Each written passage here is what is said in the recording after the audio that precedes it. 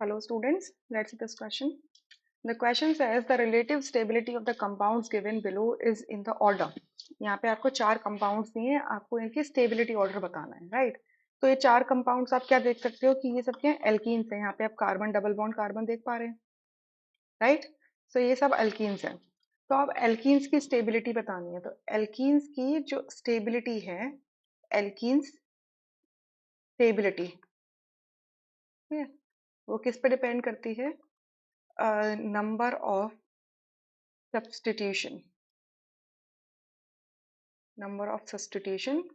of alkyl group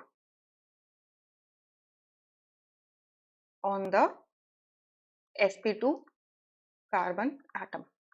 ठीक है, तो जितने ज्यादा सब्स्टिट्यूशन होंगे अल्काइल ग्रुप के sp2 कार्बन के ऊपर उतना ही एल्कीन क्या होगी, स्टेबल होगी.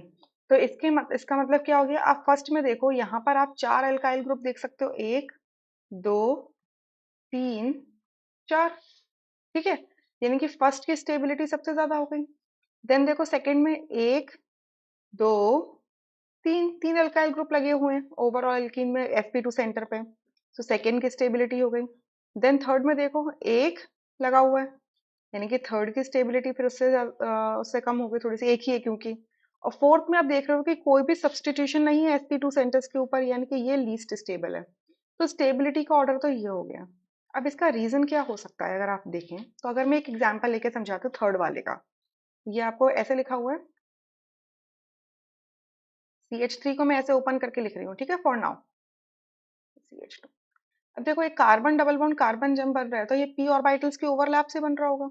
ठीक है, तो क्या होगा, इस कार्बन डबल बॉन्ड कार्बन से जो अल्फा कार्बन है, ये अल्फा कार्बन है हमारा, जिसको मैंने हाईलाइट कर दिया है. ठीक है, तो इससे अटैच जो कार्बन हाइड्रोजन का जो सिग्मा बॉन्ड के इलेक्ट्रॉन्स है, ये क्या करेंगे, ये एडजेसेंट कार्बन के ऑब्वियसली इस वाले कार्बन में नहीं, नेक्स्ट कार्बन में क्या करेंगे, जो आपका p ऑर्बिटल होगा, एंटी जो मॉलिक्यूलर p ऑर्बिटल होगा उसका एंटी बॉन्डिंग भी होगा, उसके अंदर जंप करेंगे. ठीक है, तो ये क्या बन जाएगा कुछ इस तरीके से, अगर p मॉलिक्यूलर ऑर्बिटल के अंदर या पाई मॉलिक्यूलर ऑर्बिटल जो एंटी बॉन्डिंग नेचर का है, तो एंटी बॉन्डिंग पाई मॉलिक्यूलर ऑर्बिटल.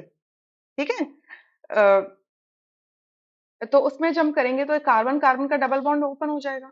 तो क्या होगा, ये कुछ ऐसा हो जाएगा, यहाँ पर आ जाएगा हाइड्रोजन, यहाँ पे दो हाइड्रोजन ऑलरेडी थे, ये इससे हाइड्रोजन लगा हुआ है ऑलरेडी, और यहाँ पर बन जाएगा क्या, डबल बॉन्ड, इस तरीके से. तो आप क्या देख रहे हो कि जो डबल बॉन्ड है ये क्या कर रहा है, डिलोकलाइज कर रहा है, इस वजह से ये स्टेबल हो पा रहा है. ठीक है, इसको इलेक्ट्रॉन डेंसिटी मिल रही है, इलेक्ट्रॉन रिचनेस और इसकी बढ़ रही है. ठीक है, इस वजह से ये हो रहा है. इस प्रोसेस को कहते हैं hyperconjugation. Clear, this process is known as hyperconjugation. तो यहाँ से फर्स्ट ऑप्शन करेक्ट है, rest option are incorrect. I hope you understood. Thank you.